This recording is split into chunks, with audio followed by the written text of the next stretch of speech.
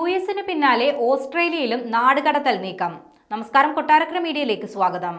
യു.എസിൽ അനധികൃത താമസക്കാരായ ഇന്ത്യക്കാർ ഉൾപ്പെടെയുള്ളവരെ നാടുകടത്താനുള്ള നീക്കം ട്രംപ് ഭരണകൂടം തുടരുന്നതിനിടെ ഓസ്ട്രേലിയയിലും സമാനമായ നീക്കം നടക്കുന്നതായി റിപ്പോർട്ടുകൾ. സ്റ്റുഡന്റ് വിസയിൽ എത്തിയ വിദ്യാർത്ഥികൾക്കെതിരെയാണ് ഇപ്പോൾ നീക്കം നടക്കുന്നത്. പഠിക്കാനായി എത്തുന്നവർ കൂടുതൽ സമയം ജോലി ചെയ്യുന്നതായി കണ്ടെത്തിയതിനെ തുടർന്നാണ് അധികൃതർ നടപടികൾ സ്വീകരിക്കുന്നത്. മെൽബൺ, സിഡ്നി തുടങ്ങി ഇന്ത്യൻ വിദ്യാർത്ഥികൾ ഏറെയുള്ള സ്ഥലങ്ങളിൽ കഴിഞ്ഞ ദിവസങ്ങളിൽ അധികൃതർ പരിശോധന നടത്തിയിരുന്നു. ആഴ്ചയിൽ 24 മണിക്കൂർ ജോലി ചെയ്യാനാണ് ഓസ്ട്രേലിയൻ നിയമം വിദ്യാർത്ഥി വിസയിൽ എത്തിയവരെ അനുവദിക്കുന്നത്. എന്നാൽ ഇതിലേറെ സമയം ജോലി ചെയ്തവരെയും ഇവർക്ക് തൊഴിൽ നൽകിയ സ്ഥാപനങ്ങളെയും അധികൃതർ സൂക്ഷ്മമായി നിരീക്ഷിക്കുന്നുണ്ടെന്ന് മാധ്യമങ്ങൾ റിപ്പോർട്ട് ചെയ്യുന്നുണ്ട്. ഓസ്ട്രേലിയയിൽ വിദ്യാർത്ഥി വിസ നിയമങ്ങൾ കർശനമാണ്. നിയമങ്ങൾ ലംഘിച്ചുവെന്ന് കണ്ടെത്തിയാൽ നാടുകടത്തൽ ഉറപ്പാണ്. ഓസ്ട്രേലിയയിൽ എത്തുന്ന ഇന്ത്യൻ വിദ്യാർത്ഥികൾ പാർട്ട് ടൈം ജോലികളെക്കുറിച്ചും അതിന്റെ നിയന്ത്രണങ്ങളെക്കുറിച്ചും ബോധവാന്മാരായിരിക്കണം.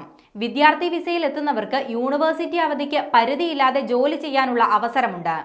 ഈ സമയങ്ങളിൽ മാത്രം കൂടുതൽ സമയം ജോലിക്കായി മാറ്റിവെക്കാൻ ശ്രദ്ധിക്കണം. പഠിക്കാനും ജോലിക്കും ഏറ്റവും അനുയോജ്യമായ രാജ്യങ്ങളിൽ ഒന്നാണ് ഓസ്ട്രേലിയ. നിയമം ലംഘിച്ച ചില വിദ്യാർത്ഥികളുടെ വിസ റദ്ദാക്കിയെന്ന റിപ്പോർട്ടുകളും പുറത്തു വരുന്നുണ്ട്. ഒരു വിദ്യാർത്ഥിയുടെ വിസ റദ്ദാക്കിയതുമായി ബന്ധപ്പെട്ട രേഖ സോഷ്യൽ മീഡിയയിൽ അടക്കം വൈറലായിരുന്നു.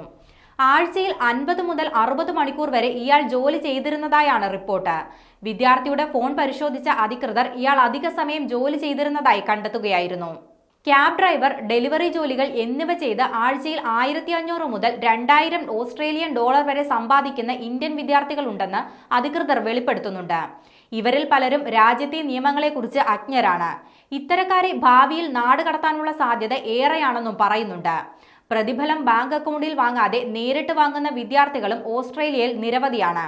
നാടുകടത്തൽ വാർത്ത പരന്നതോടെ പല വിദ്യാർത്ഥികളും പാർട്ട് ടൈം ജോലികളിൽ നിന്ന് താൽക്കാലികമായി അവധിയെടുത്തിരിക്കുന്നതായാണ് റിപ്പോർട്ടുകൾ.